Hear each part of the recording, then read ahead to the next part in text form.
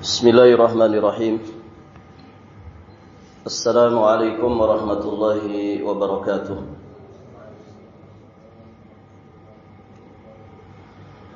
Alhamdulillah hamdan yaliku bi jalalihi wa 'azimi sultanihi. Asyhadu an la ilaha illallah wahdahu rabbi la syarika lah wa asyhadu anna Muhammadan 'abduhu wa rasuluh. قال الله تعالى في كتابه الكريم يا أيها الذين آمنوا اتقوا الله حق تقاته ولا تموتن إلا وأنتم مسلمون أما بعد اللهم إنا نسألك علما نافعا ورزقا طيبا وعملا متقبلا اللهم علمنا ما ينفعنا وانفعنا بما علمتنا وزدنا من علمك وكرمك وجودك يا ذا الجلال والإكرام إنك على كل شيء قدير وبالإجابة جدير. Para hadirin ikhwati fid din rahimani wa rahimakumullah. Alhamdulillah pada kesempatan ini kita dimudahkan Allah untuk kembali melanjutkan pelajaran kita masih di pembahasan Al-Qawaidul Mudha'ah fi madhhabi ahli sunnah. Berikutnya kita akan membahas kaidah yang kelima dan insyaallah sampai kaidah yang ketujuh. 3 kaidah ini di satu pembahasan yang sama. Qala al-muallif hafizahullahu taala al-qa'idatul khamisatu kullu man i'taqada sababan lam yadul عليه شرع ولا قدر فهو شرك أصغر وإن اعتقده الفاعل بذاته فهو شرك أكبر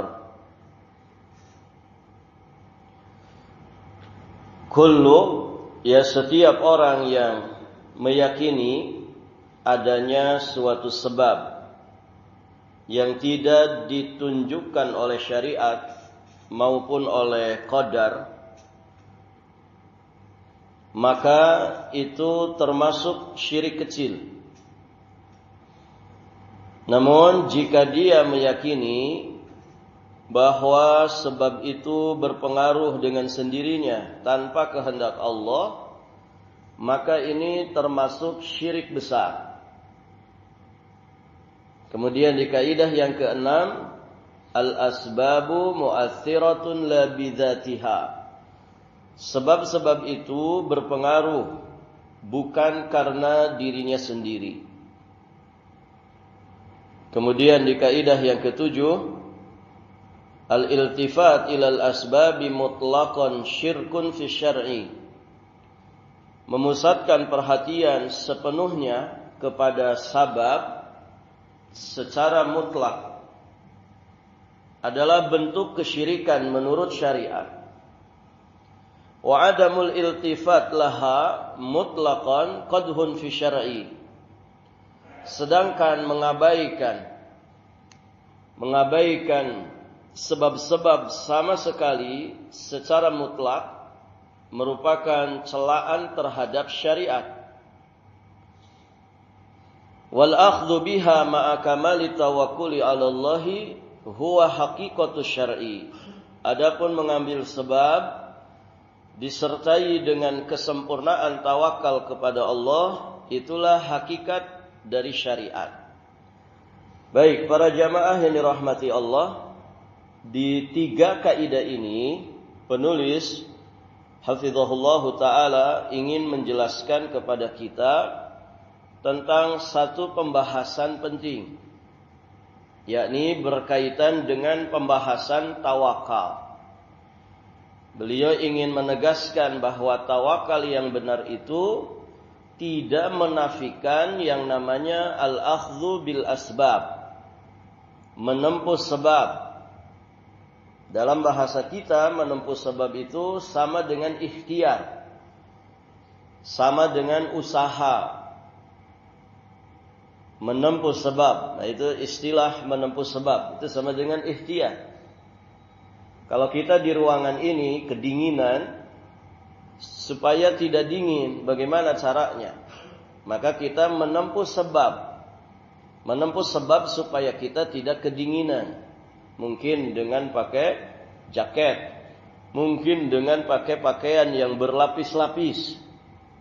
Nah, ini namanya al-akhdhu bil asbab. Kita sedang mengikhtiarkan sesuatu, baik di dalam mendapatkan manfaat atau terhindar dari sesuatu yang madharat.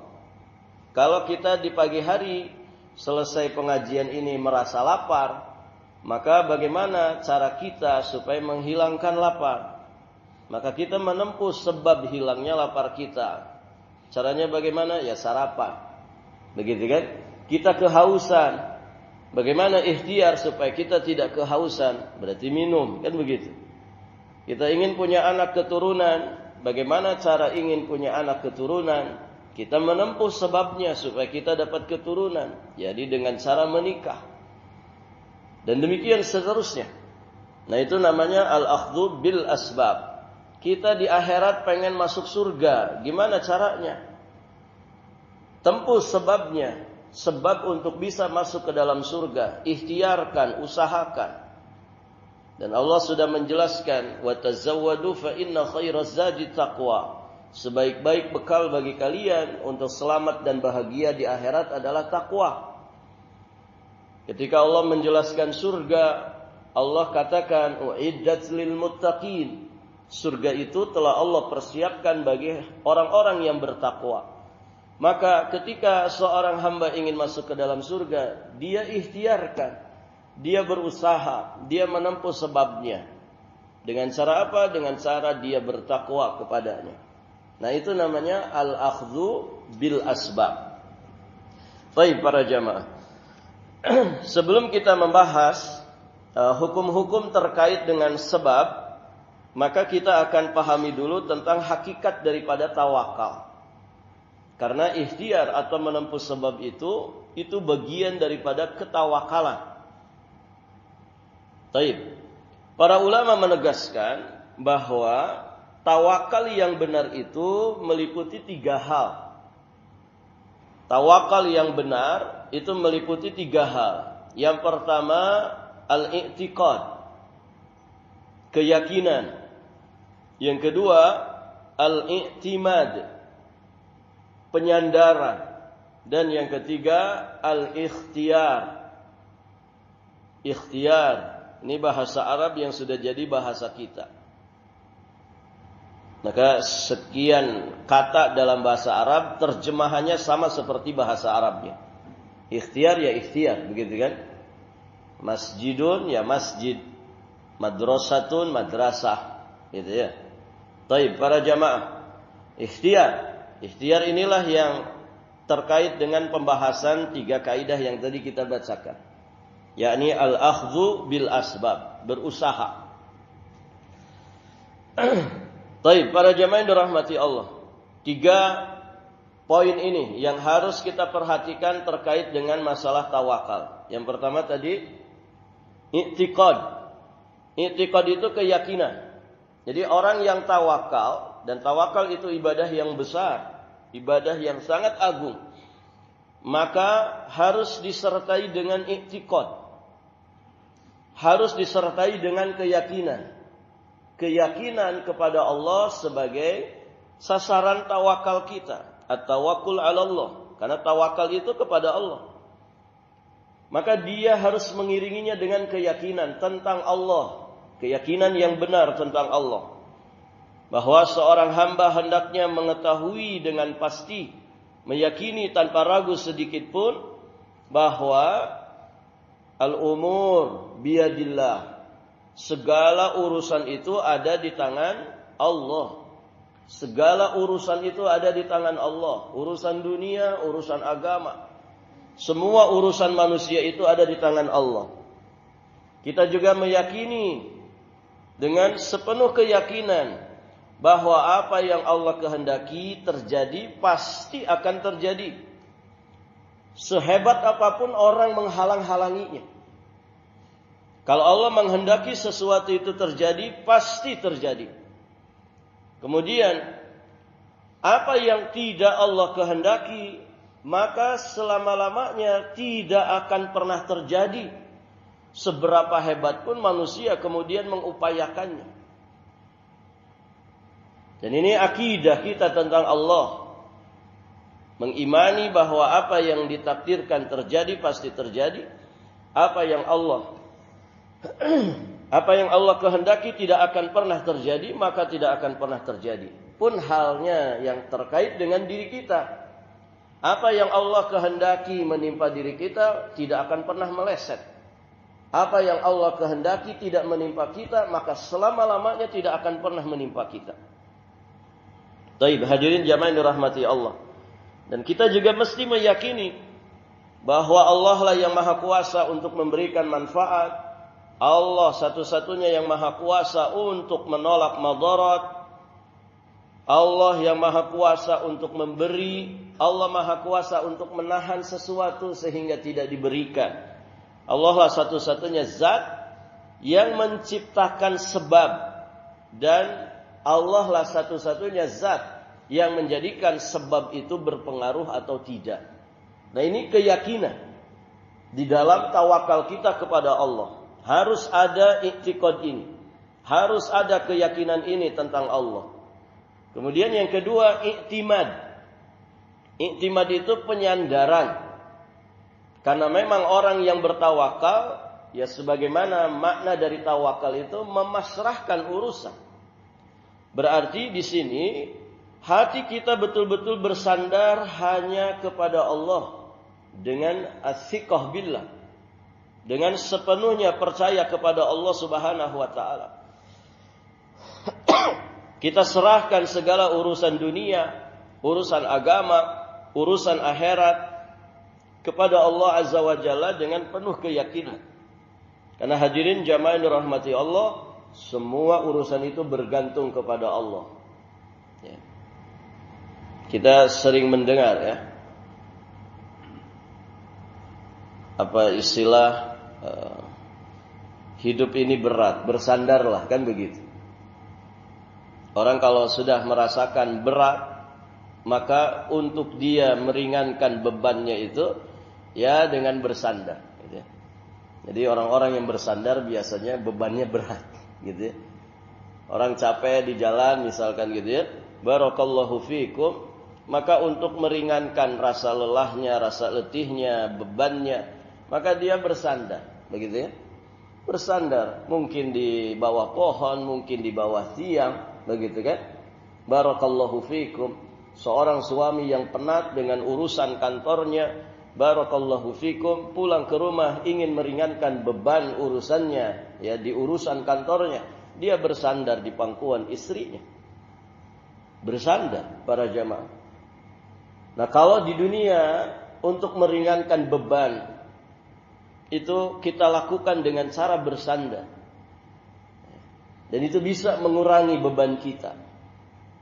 Maka hadirin jamaah yang dirahmati Allah, bagaimana ketika seseorang itu bersandar sepenuh jiwanya, bersandar dengan segenap lahir dan batinnya kepada Allah Azza wa Jalla. Allah yang dikatakan Ar-Razzaq, zat yang maha memberikan rezeki. Allah dikatakan Al-Qadir, Al-Qadir, Al-Muqtadir, yang maha kuasa atas segala sesuatu. Allah Al-Ghani, Al-Hamid, Allah yang maha kaya, Allah yang maha terpuji, maha segala-galanya. Bagaimana orang yang bertawakal itu tidak ringan beban hidupnya ketika dia bertawakal kepada Allah dengan sebenar-benarnya. Nah, itu i'timad. I'timad para jamaah yang dirahmati Allah yang harus ada di dalam tawakal kita. Dan yang ketiga, al-ikhtiyar. Ikhtiyar ini yang dikatakan dengan istilah lain al-akhdhu bil asbab. Al-akhdhu itu mengambil al-asbab, sebab-sebab. Baik sebab untuk mendapatkan manfaat tertentu atau sebab untuk kita terhindar dari sesuatu yang buruk. Maka hadirin jamaah yang dirahmati Allah, di poin inilah ya 3 kaidah tadi menjelaskan ya tentang poin ini. Al-akhdhu bil asbab, yakni mengambil atau menempuh sebab. Dalam istilah orang kita disebut ikhtiar atau usaha.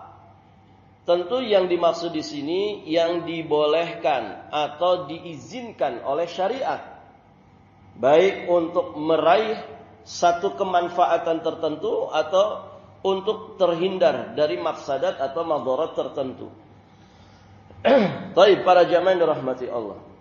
Mengambil sebab, berikhtiar atau berusaha dengan usaha yang diizinkan oleh syariat, ini tidak menafikan tawakal. Justru kata para ulama, ikhtiar yang benar, ikhtiar yang diizinkan oleh syariat, ini menunjukkan benar dan kebenaran dan kejujuran tawakal seseorang kepada Allah Azza wa Jalla. Baik secara syariat, bahkan juga secara akal sehat. Secara akal sehat saja, hadirin jamaah yang dirahmati Allah, kaidah ini diterima. Orang itu kalau menginginkan sesuatu ya harus ada ikhtiarnya, kan begitu. Ada orang, barakallahu fikum, pengen jadi orang kaya misalkan. Tapi tiap hari dia bersahabat dengan bantal dan guling. Tiap hari kerjaannya nguap. Barakallahu fikum. Maka akal sehat nih gak bisa nerima. Katanya kamu pingin kaya. Tapi mana usahanya, mana ikhtiarnya. Dan begitu. Akal sehat gak menerima itu. Kenapa? Karena rezeki Allah tidak akan mungkin kemudian datang begitu saja. Tanpa diikhtiarkan. Barakallahu fikum. Pengen punya anak keturunan tapi nggak mau nikah-nikah. Oh, bagaimana? Orang yang sudah ikhtiar saja menikah, belum pasti kan dapat.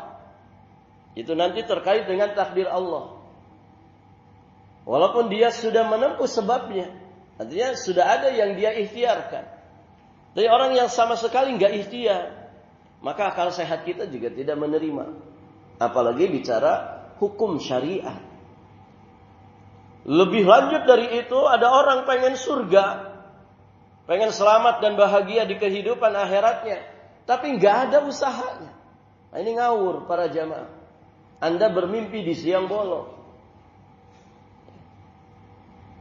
Dan para jamaah, orang-orang yang mungkin barakallahu fikum jauh dari agama, tidak pernah tersentuh ruhaninya dengan ilmu agama.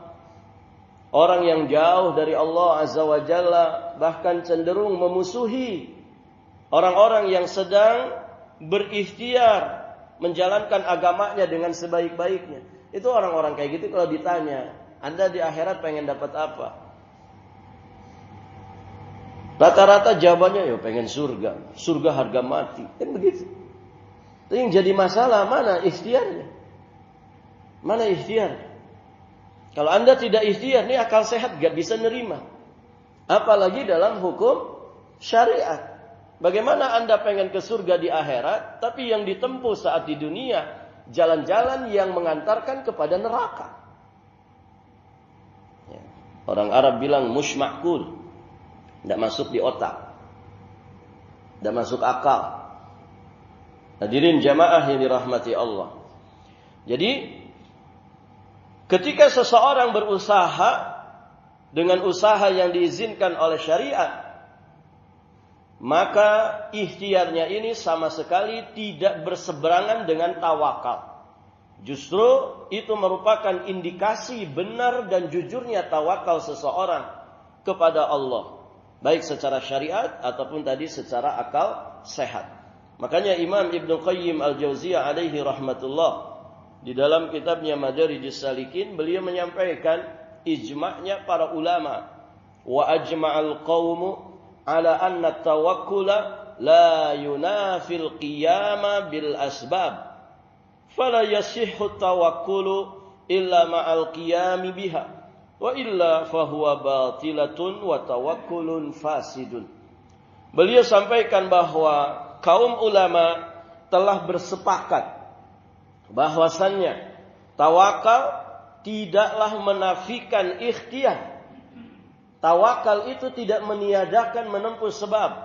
Bahkan tidak sah tawakal seseorang kecuali dengan ikhtiar. Tidak sah tawakal seseorang kecuali dengan menempuh sebab.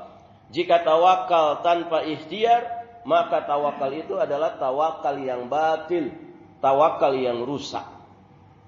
Taib, hadirin jamaah yang dirahmati Allah. Dalil-dalil disyariatkannya ikhtiar itu banyak sekali dalam Al-Quran.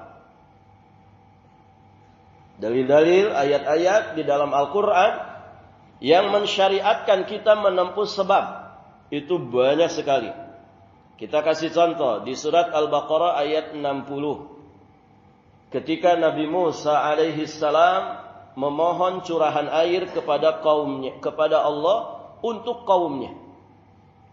Wa idh istasqa Musa liqaumihi faqulna idrib bi'asakal hajar fanfajarat min husnata asyrata aina. Ingatlah ketika Musa memohon curahan air untuk kaumnya. Lalu kami berfirman. Ini perintah dari Allah. Apa kata Allah? Idrib bi'asakal hajar. Idrib bi'asakal hajar. Pukulkan tongkatmu ke batu. Pukulkan tongkatmu ke batu. Maka fanfajarat min husnata asyrata aina. Memancarlah dari batu itu 12 mata air. Pertanyaannya para jamaah, Allah itu ketika mau menolong Nabi Musa untuk memberikan air kepada kaumnya, bisa nggak secara langsung? Bisa nggak secara langsung tanpa menyuruh Nabi Musa memukulkan tongkatnya ke batu? Bisa. Allah Maha Kuasa atas segala sesuatu. Tapi perhatikan, di sini tarbiyah, di sini pendidikan. Allah perintahkan kepada Nabi Musa untuk ikhtiar dulu. Ikhtiar dulu. Pukulkan tongkatmu wahai Musa ke batu. Tanpa perintah ini kepada Nabi Musa, Allah sangat mudah memberikan air itu secara langsung. Tapi disinilah ada syariat untuk kita ikhtiar.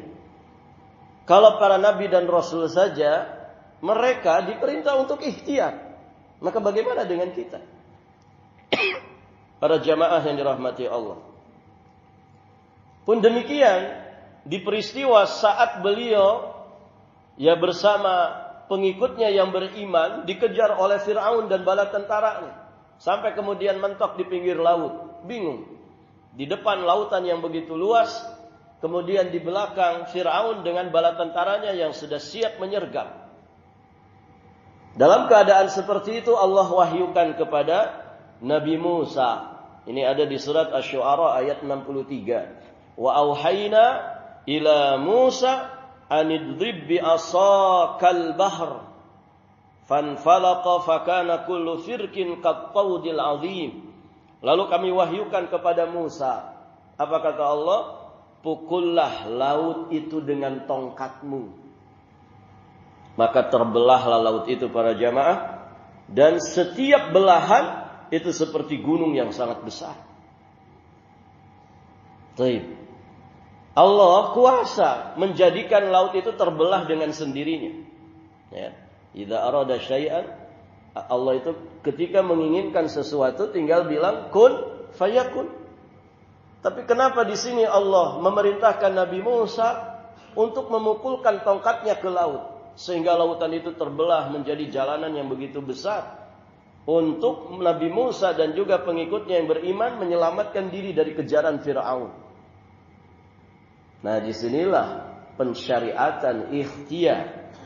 Dan di ayat-ayat yang lainnya para jamaah. Ya kisah Ibunda Maryam. Kisah Ibunda Maryam. Barakallahu fikum. Ketika hamil tua mengandung putranya yang mulia Nabiullah Isa alaihi salam. Barakallahu fikum. Beliau bersandar dalam keadaan lapar di satu batang pohon kurma. Maka Allah wahyukan kepadanya, ilhamkan kepadanya, wa huzzi ilaiki bijid'in nakhlah tusaqit alaiki rutaban janiyah. Allah perintahkan, Allah ilhamkan kepada ibunda Maryam, wahuzzi, hentakkan itu batang pohon kurma itu. Tusaqit alaiki rutaban janiyah, maka akan berjatuhan ya kepadamu rutab yang nikmat untuk disantap. Rutab itu kurma muda. Baik para jamaah, Allah dengan kuasanya bisa saja langsung menurunkan rutab itu, menjatuhkan rutab itu ke hadapan ibunda Maryam sehingga bisa dinikmati ya sebagai nutrisi, sebagai makanan dalam keadaan hamil. Baik para jamaah. Tapi demikianlah Allah mensyariatkan ikhtiyar. Allah perintahkan kepada ibunda Maryam untuk menghentakkan dengan kakinya ya, batang pohon kurma itu. Baru kemudian Allah jatuhkan rutaban janiyah kepada beliau sebagai rezeki. Nah di sini berarti ada ikhtiyar. Dan kisah ibunda Maryam ini dikisahkan di surat Maryam ayat 25. Dan di ayat-ayat yang lain. Ikhtiyar itu disyariatkan oleh Allah dan juga Rasulnya. Nabi juga demikian, memerintahkan kita supaya ikhtiyar. Di riwayat Imam Bukhari dan Muslim, diterima dari jalan sahabat yang mulia Ali bin Abi Thalib radhiyallahu taala anhu. Nabi sallallahu alaihi wasallam bersabda, "I'malu fakullun muyassarun lima khuliqa lahu." Beramallah kalian karena setiap orang akan dimudahkan ke arah mana dia itu diciptakan. Jadi kalau kita ingin selamat di akhirat, ingin bahagia di akhirat, Nabi perintahkan kita supaya mengikhtiarkan amal soleh saat kita di dunia. Taib para jamaah, tidak cukup doa. Ya. Doa yang benar itu disertai dengan ikhtiar yang benar. Kemudian Anas bin Malik radhiyallahu taala anhu di dalam hadis hasan riwayat Imam At-Tirmidzi, beliau mengisahkan ada seseorang yang berkata, qala rajulun ya Rasulullah. Seseorang berkata kepada Nabi, wahai Rasulullah, aqiluha wa atawakkalu au utlikuha wa atawakkal. Jadi beliau ya membawa unta ketika mau ke masjid. Kemudian beliau bertanya kepada Nabi, ya Rasulullah, apakah untaku ini aku tambatkan dan kemudian aku bertawakal kepada Allah? Maksudnya ini unta saya ini, ya, apakah saya ikat dulu di pohon atau ditambatkan di satu tiang, kemudian setelah itu saya tawakal kepada Allah, atau saya biarkan saja unta itu? Cukup tawakal saya kepada Allah. Ya, kalau mungkin saat ini kita ke masjid bawa kendaraan, apakah kendaraan itu dibiarkan saja begitu, tidak usah dikunci? Cukup tawakal kepada Allah saja, atau dikunci dulu sebelum masuk masjid, kemudian setelah itu kita tawakal kepada Allah? Nah, kurang lebih begitu pertanyaannya. Maka kemudian Nabi SAW memberikan petunjuk. Kata Nabi, akilha, tambatkan dulu, ikat dulu untamu, wa tawakkal, dan setelah itu bertawakallah kepada Allah. Berarti kan ini ikhtiar, usahakan dulu, baru kemudian kita tawakal kepada Allah Azza wa Jalla. Baik, para jamaah ini rahmati Allah. Dalam banyak hal Nabi SAW juga memberikan petunjuk kepada kita. Bagaimana beliau kemudian memberikan keteladanan dalam masalah ikhtiar ini. Nabi para jamaah jika safar, beliau mengumpulkan perbekalan. Jika safar beliau mengumpulkan pembekalan. Tidak mentang-mentang, saya Nabi dan Rasul, Masya Allah nggak kasih rezeki di perjalanan. Tidak begitu modelnya. Nabi tetap mengumpulkan perbekalan. Waktu beliau ke Gua Hira itu, dan beliau membawa bekal. Ketika dirasa bekalnya sudah habis, ya, beliau berpesan kan, mungkin 2 hari sekali tolong kirimkan makanan ke gua. Demikian pula para jamaah di peristiwa perang Uhud. Di peristiwa perang Uhud beliau memakai 2 lapis baju besi. Ini ikhtiar. Sampai 2 lapis baju besi beliau pakai. Ikhtiar. Untuk kemudian menahan serangan dari orang-orang kafir. Tidak lantas barakallahu fikum. Saya ini Nabi dan Rasul. Masa Allah enggak lindungi? Masa Allah enggak jaga? Enggak, tetap ikhtiar. Ya enggak kayak orang kita gitu kan. Ya. Kadang barakallahu fikum menampilkan kesaktiannya, kebal bacok gitu. Nabi kebal bacok enggak, Pak? Karena Nabi pakai baju besi berarti Nabi tidak kebal bacok. Wong di perang Uhud beliau giginya patah, ya pelipisnya berdarah. Barakallahu fikum. Ikhtiar pakai baju besi sampai 2 lapis. Kemudian hadirin jamaah yang dirahmati Allah, saat beliau pergi berhijrah ke Madinah, beliau sampai nyewa guide, penunjuk jalan. Ya. Penunjuk jalan, karena jalan yang dilalui hadirin jamaah yang dirahmati Allah tidak sebagaimana biasanya orang dari Mekah menuju Madinah. Ya, keadaan beliau dalam keadaan terancam nyawanya. Tentu safarnya harus pakai taktik, harus pakai siasat. Barakallahu fikum. Nah, beliau menyewa penunjuk jalan. Di peristiwa perang Khandaq, Nabi bikin parit bersama para sahabatnya. Parit yang panjang dan sangat lebar. Dengan beragam peristiwa yang sungguh sangat menakjubkan dalam prosesnya. Ini ikhtiar yang diteladankan oleh Nabi Shallallahu Alaihi Wasallam dan demikian seterusnya. Maka ikhtiar ini menjadi pembahasan yang penting ya dalam kehidupan kita.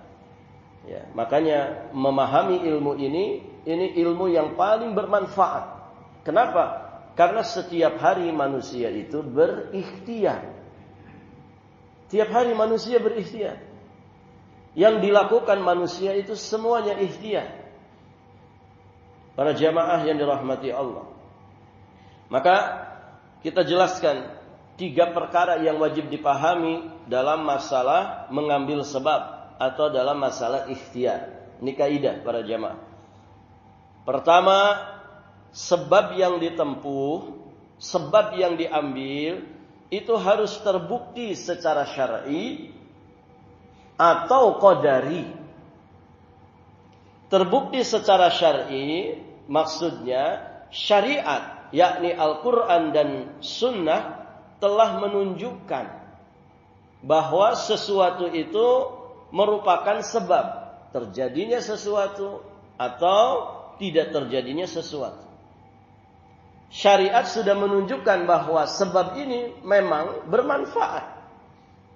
Menjadikan seseorang mendapatkan satu manfaat atau dia terhindar dari satu madarat. Nah, itu yang dimaksud terbukti secara syar'i. Contoh, para jamaah dirahmati Allah, takwa merupakan sebab masuk surga. Nah, berarti ini sebab yang diizinkan oleh syariat. Bukan semedi di dalam goa. Ya. Karena itu tidak pernah disebutkan ya di dalam syariat agama Islam. Ya, bukan dengan tapa brata. Ya. Tapi dengan takwa untuk bisa masuk ke dalam surga.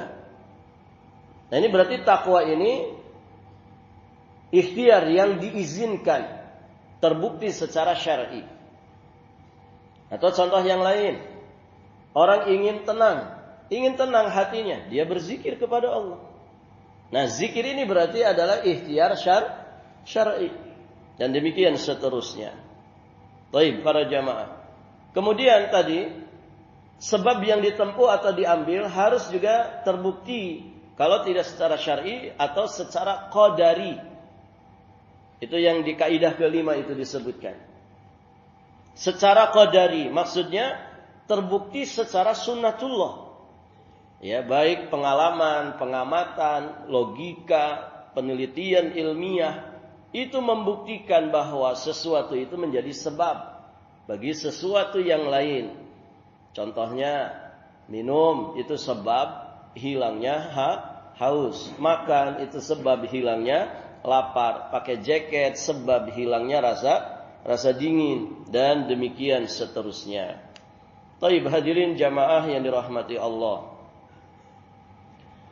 Nah, sebab qadari ini ada yang halal, ada yang haram. Ada yang halal, ada yang haram. Kalau yang terbukti secara syar'i jelas pasti itu halal. Nah, adapun yang secara sunnatullah berdasarkan pengamatan, pengalaman, penelitian, itu ada yang halal, ada yang haram. Sebab qadari itu ada yang halal, ada yang haram. Contoh, kalau ada orang ingin sukses ujian, nih kemarin anak-anak sekolah musim ujian. Taib para jamaah. Kalau ingin sukses ujian, lulus dari ujian, maka yang benar itu apa ikhtiarnya? Belajar kan? Dengan belajar terbukti orang itu bisa lulus ujian. Ya kan? Tapi ada juga secara pengalaman, ada yang sama-sama lulus. Tapi dengan cara nyontek misal. Nyontek itu terbukti nggak Pak bisa meluluskan ujian? Bisa. Terbukti itu. Secara qadari terbukti. Secara pengalaman terbukti. Mungkin di sini ada yang pengalaman. Barakallahu fiikum. Ya. Kadang yang ngasih contekan gurunya gitu kan. Tidak mau murid-murid saya tidak lulus, gengsi. Ya. Apalagi sekolahnya sekolah favorit. Gitu. Gurunya yang ngasih kunci jawaban. Terbukti lulus? Terbukti. Tapi dua sebab qadari ini berbeda dari sisi hukum. Kalau orang yang lulus dari ujian dengan sebab belajar, maka dia selamat. Ini ikhtiar yang benar, ikhtiar yang halal. Tapi kemudian barakallahu fiikum, yang lulusnya dengan sebab nyontek, ini ikhtiar yang haram. Sama-sama juga ikhtiar, Pak. Ya. Bahkan ikhtiar yang ini kadang lebih deg-degan, gitu kan? Ikhtiar yang dengan cara nyontek ini kadang bikin resah, gelisah. Kenapa? Karena kalau ketahuan, ya repot. Barakallahu fiikum. Sama-sama ikhtiar. Tapi yang satu sama-sama terbukti meluluskan. Tapi yang satu halal, yang satu haram. Ada orang nih pengen kaya. Secara qadari, orang kalau pengen kaya itu ya usahanya ditingkatkan, kan begitu. Manajemen perusahaannya diperbaiki, ya orang-orangnya dibina, ya supaya jujur dalam bekerja, amanah dalam bekerja. Oh, diperbaiki, ikhtiar. Akhirnya usahanya berkembang dan dia mendapatkan yang namanya kekayaan. Nah, ini secara qadari terbukti itu dengan meningkatkan ya kualitas, meningkatkan barakallahu fikum, meningkatkan manajemennya, itu bisa menjadikan orang itu kaya dalam berusaha.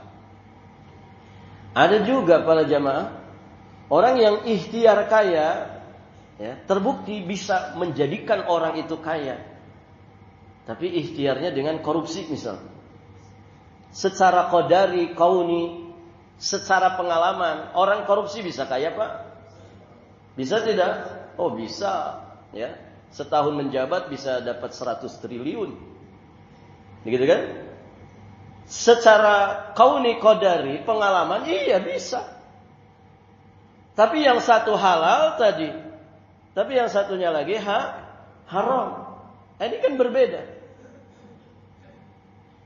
Maka sebab qadari itu terbukti secara qadari itu ada yang halal, ada yang haram.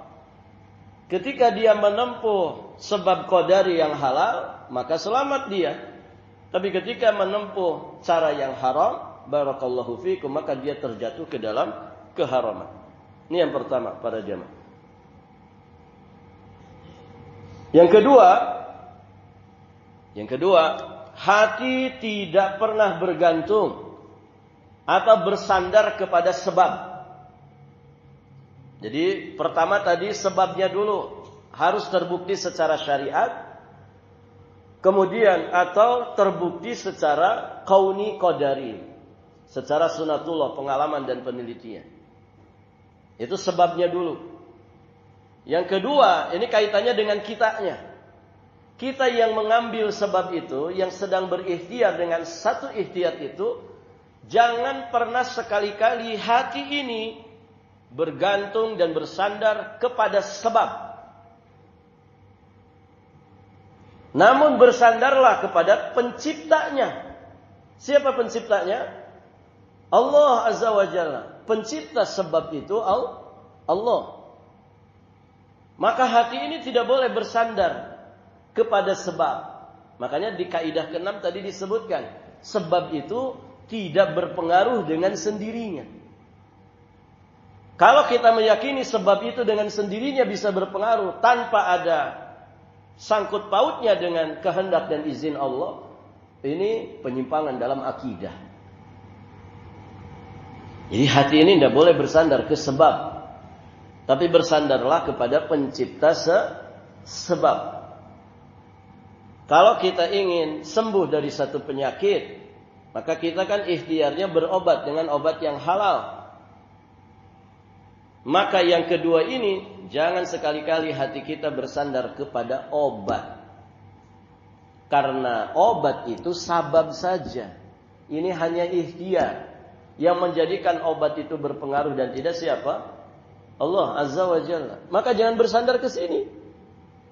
Tapi bersandarnya kepada pencipta sebab. Idza maridtu fahuwa yashfini. Begitu kan kata Nabi Ibrahim.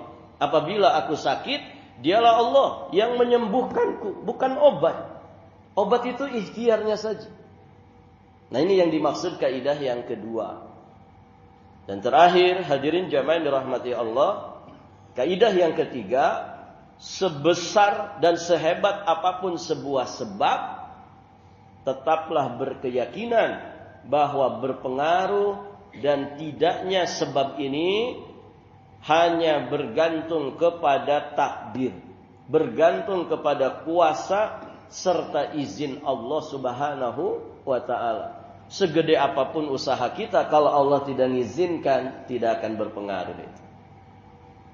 Ya. Kita kasih contoh untuk poin ketiga ini. Nabi Ibrahim, Pak. Nabi Ibrahim dibakar. Untuk apa? Dimusnahkan. Orang-orang paham bahwa api itu sebab musnahnya sesuatu.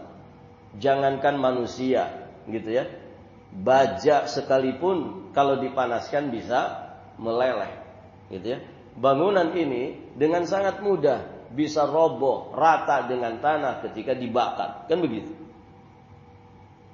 Orang paham itu, bahwa api itu merupakan sebab musnahnya sesuatu. Maka Nabi Ibrahim dibakar. Dikumpulkan kayu bakar yang begitu besar. Nabi Ibrahim disimpan di tengahnya kemudian dibakar. Barakallahu fikum. Dan ucapan Nabi Ibrahim ketika itu, hasbunallah wa ni'mal wakil.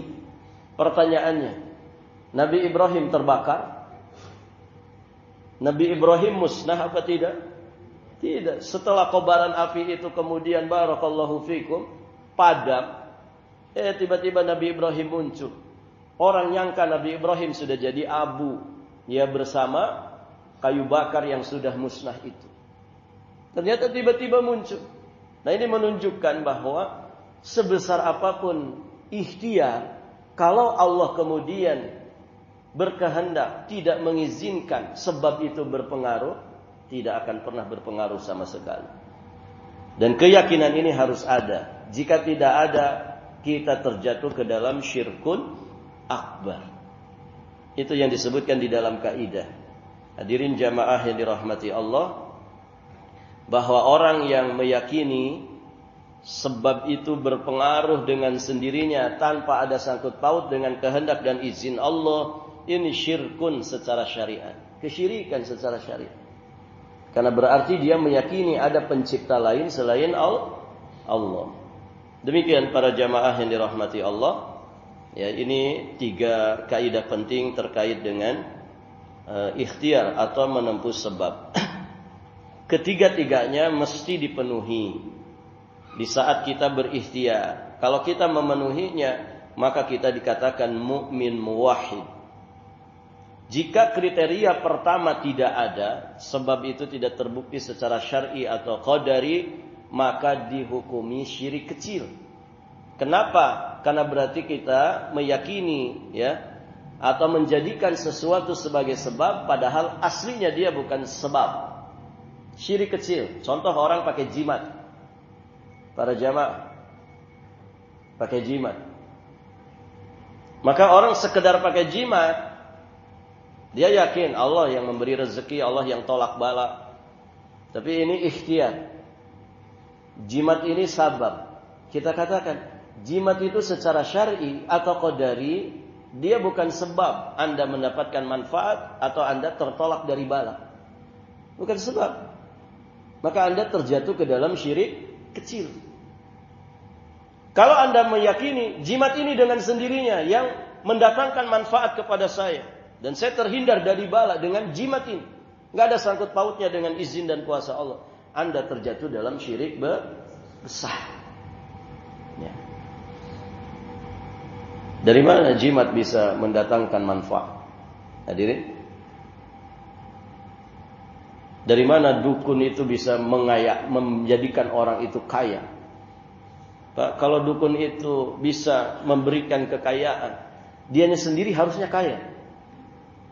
Oh, dukun adanya di atas gunung, di dalam goa, ya, kayaknya nggak pernah mandi, ya, nggak pernah gosok gigi. Tapi orang datang meminta kekayaan kepada mereka. Nah, dari mana ceritanya? Akal sehatnya hilang. Dan orang-orang yang datang ke tempat-tempat pesugihan itu, Pak, ini kuncennya sendiri yang ngasih testimoni. Kan zaman sekarang segala terbuka gitu ya. Kadang tempat-tempat begitu dijadikan konten, begitu ya. Ada orang yang konten itu justru dia mendatangi tempat-tempat yang tempat-tempat angker. Ya. Baik, para jamaah. Nah, itu kuncennya sendiri cerita. Ketika ditanya, apakah orang yang datang melakukan ritual pesugihan di sini itu pasti kaya? Dia bilang, oh enggak juga. Ya. Untung-untungan aja. Hadirin jamaah yang dirahmati Allah. Sudah kesyirikannya jelas, karena itu ritual kesyirikan, muja-muja setan. Para jamaah, ada di Jawa itu Gunung Kawi namanya kan. Nggak usah ke sana Pak ya, nggak usah. Di sini ada Gunung Kawi. Gitu. Kalau Gunung Kawi di sini tidak apa-apa. Ya. Itu ada yang ngonten kan para jamaah. Ada buku daftar hadirnya. Ini dari mana, keperluannya apa. Yang lucu para jamaah itu ada yang dia datang ke situ hajatnya itu, ya, pengen sukses bisnis MBG gitu. Berarti kan baru-baru ini. Taib para jamaah. Dari mana, namanya siapa, hajatnya apa. Itu ritualnya di depan patung-patung berhala. Ya. Di situ mereka ritual. Belum ada yang masuk ke dalam hutannya. Yang di Jawa Barat juga begitu. Ada petilasan, katanya petilasan Nyi Roro Kidul. Itu isinya berhala Pak. Berhala patung Nyi Roro Kidul. Barakallahu fikum. Dianggap patung Nyi Roro Kidul, sosok wanita yang cantik. Di situ mereka bakar dupa, sesaji. Di situ mereka ritual. Taib. Kalau orang datang ke situ bukan muslim, ya namanya juga orang kafir. Tapi kalau datang ke situ muslim dia, melakukan ritual sembah-sembah patung ini, apa bukan kekufuran itu? Para jamaah, sujud di depan patung, melakukan persembahan di depan patung. Syiriknya pasti, hasilnya belum pasti. Itu kuncinya sendiri bilang. Apakah setiap orang yang datang melakukan ritual pesugihan di sini pasti kaya? Oh enggak juga, untung-untung. Enggak ada yang pasti. Na'udzubillah. Para jamaah yang dirahmati Allah, maka perhatikan ini. Jadi ketika sebab kaidah yang pertama tidak ada, ya, orang terjatuh ke dalam syirik kecil. Karena berarti dia telah menjadikan sesuatu sebagai sebab padahal bukan sebab. Baik, para jamaah. Jika kriteria yang ada itu terpenuhi, tapi dia mengambil sebab qadari, tapi yang haram tadi, seperti pengen kaya, korupsi, pengen lulus ujian, dia nyontek, maka ini hukumnya haram. Tidak sampai kepada kesyirikan. Kenapa? Karena sebab yang dia ambil adalah sebab yang haram. Ini kemaksiatan. Jika kaidah ketiga tadi tidak ada, maka jelas ya ini termasuk syirik besar. Ya, syirik besar. Kalau kemudian orang bersandar kepada sebab, ada ketergantungan kepada sebab, tapi dia tetap yakin bahwa Allah yang memberikan segalanya. Ini dia bergantungnya ke sini, bukan kepada Allah Azza wa Jalla. Maka ini syirik kecil. Kalau dia meyakini sebab itu dengan sendirinya yang berpengaruh tanpa izin Allah, maka itu syirik besar. Karena tadi berarti dia meyakini ada pencipta selain Allah yang memberikan manfaat, menolak madarat dengan sendirinya. Barakallahu fikum. Demikian para jamaah yang dirahmati Allah, semoga yang sedikit ini bermanfaat bagi kita semua, menjadi pengingat dan juga peringatan bagi kita untuk kita berikhtiar dalam hidup ini dengan panduan Allah dan Rasulnya, sehingga ikhtiar kita ikhtiar yang benar, ikhtiar yang diridhai dan diberkahi Allah Subhanahu wa taala. Barakallahu fikum. Saya kira cukup sampai di sini, sudah 6:30 kurang. Kita cukupkan dan kita tutup dengan doa kafaratul majlis. Subhanakallahumma wa bihamdik, asyhadu an la ilaha illa anta, astaghfiruka wa atubu ilaik. Assalamualaikum warahmatullahi wabarakatuh.